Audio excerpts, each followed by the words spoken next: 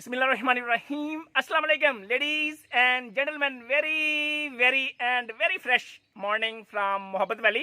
Ladies and gentleman, हम दोनों मियाँ बीवी जहाँ कहीं भी कोई ट्रेनिंग प्रोग्राम कंडक्ट करते हैं तो लोग हमारे पास आते हैं और आके कहते हैं कि सर या मैम, हमारी इस कंपनी के अंदर प्रमोशन रुक गई है, हमारा कैरियर नहीं बन पा रहा।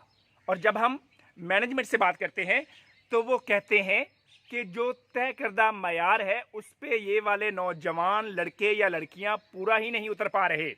लेडीज एंड जेंटलमैन, प्रॉब्लम कहीं ना कहीं हमारे अपने अंदर होता है, वरना कंपनी की मैनेजमेंट, कंपनी की लीडरशिप वो आपको लीडर बनाना चाह रही होती है। उन्होंने जो मयार तय किया होता है, जो एसओपी तय किए होते हैं, जो जेडीज आपको दी होती हैं, अगर उनको आप प्रॉपर रोजाना बेहतरीन तरीके से परफॉर्म करना शुरू कर दें तो यकीन माने साल के एंड पे जो परफॉर्मेंस अप्रेजल, उसमें आपका नाम टॉप पे आएगा।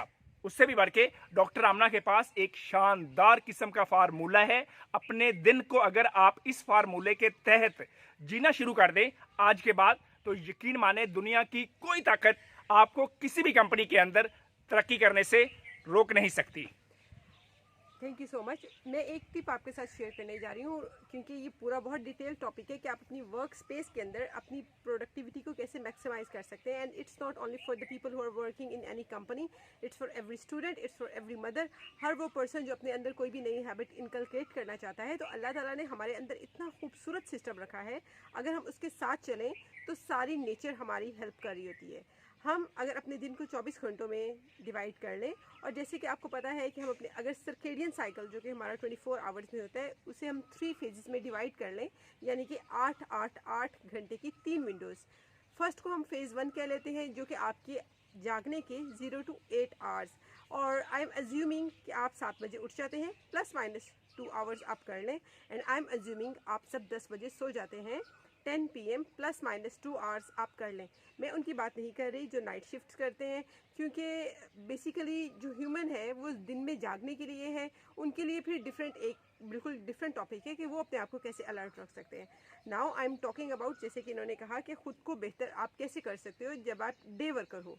तो अपने उठने के आप पहले 8 घंटे के अंदर अगर आप थोड़ी सी चीज़ों का ध्यान रख लें, तो आपके हार्मोन्स, आपकी न्यूरोकेमिस्ट्री ऑलरेडी अल्लाह ताला ने ऐसी बनाई है कि हर वो काम जो आपको बहुत मुश्किल लगता है, इन पहले 8 घंटों में आपकी पूरी न्यूरोकेमिस्ट्री आपकी हेल्प कर रही होती है।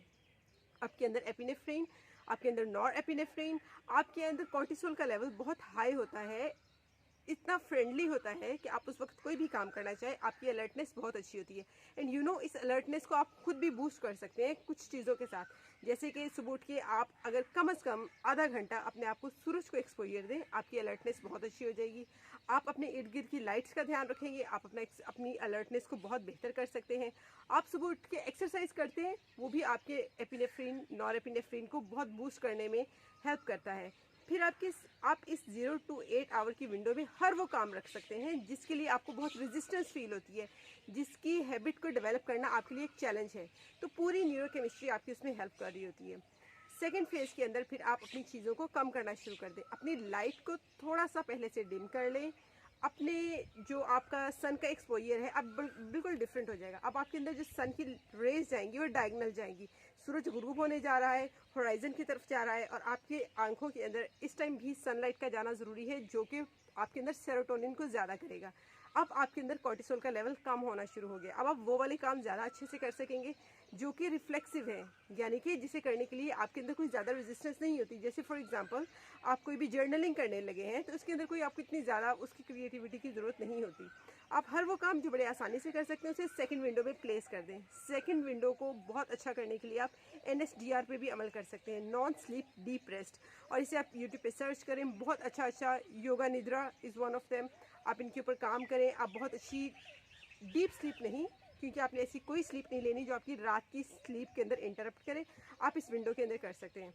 एंड इस विंडो के अंदर आपका अब एपिनेफ्रिन भी कम होना शुरू हो गया, नॉर एपिनेफ्रिन भी कम होना शुरू हो गया, कॉर्टिसोल भी कम होना शुरू हो गया। और याद रखें, जिन लोगों के अंदर इस टाइम कॉर्टिसोल ज़्यादा हो, उन्हें एंजाइटी, डिप्रेशन, ये सारी बीमारियां उन लोगों के अंदर होती हैं। And now get ready for the phase 3। सारी लाइट्स को मैं बिल्कुल नहीं कह रही आप ब्लैकआउट कर दें, लेकिन बहुत डिम कर दें। और 5 बजे के बाद अपना स्क्रीन एक्सपोजर बहुत कम कर दें, ब्लू लाइट से अपनी आंखों को बचाना शुरू कर दें। नींद को कभी भी अंडर एस्टिमेट मत करें, लेकिन इसे ओवर यूज़ भी नहीं करना आपने इस टूल को। तो जैसे ही आपकी थर्ड फेज़ शुरू हो रही है, इसके अंदर आपने सेकंड फेज़ के अंदर कैफीन बिल्कुल भी नहीं लेनी, वरना आपकी थर्ड फेज़ के अंदर इंटरप्ट करेगी। अब थर्ड फेज़ के अंदर आपने जो फर्स्ट और सेकंड फेज़ के अंदर जो भी हैबिट्स आप इनकलकेट करना चाह रहे थे, अब असल में उनके आपके सबकॉन्शियस में जाने का टाइम आ गया है। लिहाजा you have to respect deeply जिस जगह पे आप सोते हैं, अपने कमरे के अंदर कोई भी ऐसा गैजेट, कोई ऐसी चीज़ मत लेके आएँ जो कि आपकी नज़र या फिर आपके मेलाटोनिन को डिस्टर्ब करे। आपने सोने से पहले कुछ चीज़ों का ज़रूर ध्यान रखना है। आप भूखे मत हो कि आप रात को उठ जाएं।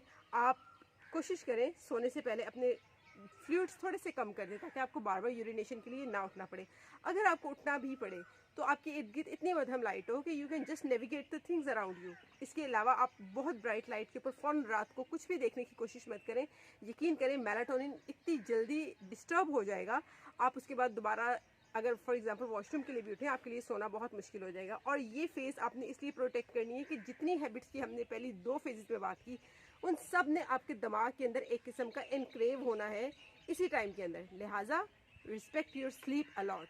इन तीनों फेजेस को जब आप प्रॉपर यूज़ करेंगे एक टूल के तौर पे, नो डाउट आपको बेहतर होने से कोई चीज़ नहीं रोकती, क्योंकि नेचर चाहती है कि आप सब अच्छी चीज़ें सीखें। और लेडीज एंड जेंटलमैन, उसके बाद आपकी अपनी कंपनी के अंदर प्रमोशन से भी आपको दुनिया की कोई ताकत नहीं रोक सकती। डॉक्टर आमना ने जो कुछ अभी तक बताया है, मैं चंद सेकंड्स के अंदर रिफ्रेज कर देता हूं उन लोगों के लिए जो इतनी ज़्यादा साइंटिफिक टर्म्स को नहीं अंडरस्टैंड कर पाते। आपने 8 और 8 ये 3 फेजेस के अंदर अपने डे को डिवाइड कर लेना है। सुबह वाला जो फेज है 8 घंटे का, उसके अंदर आप मैक्सिमम प्रोडक्शन दे सकते हैं, वो काम कर सकते हैं जो करने में आपकी जान जाती है, जिससे आपको तकलीफ पहुंचती है। मसलन आपने अपनी बॉडी पे काम करना है तो कर ले, पुशअप्स लगाने में आपको तकलीफ होगी तो लगा लें, अगर किताब पढ़ने में तकलीफ होती है तो किताब पढ़ लें, कुछ नया कोर्स सीखना है अपनी कंपनी में बेहतर होने के लिए तो सीख लें।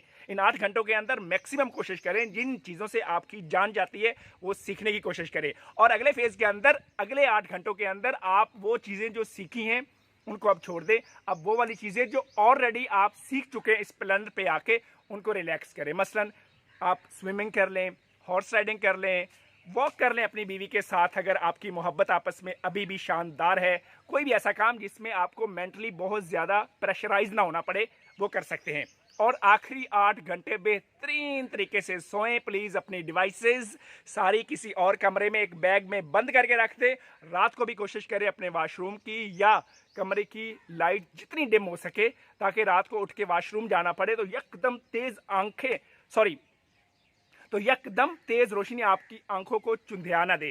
लिहाजा ये 8-8-8 को आप संभाल लें। बकाया आपकी जिंदगी की तरक्की, पैसा, सेहत, खुशहाली, रिलेशनशिप, हर चीज को ये 8-8-8 के फेज संभाल लेंगे। आज के लिए इतना ही। थोड़ी सी वीडियो लंबी होगी लेकिन गौर से सुनिएगा, आपका फायदा इसमें। Thank you.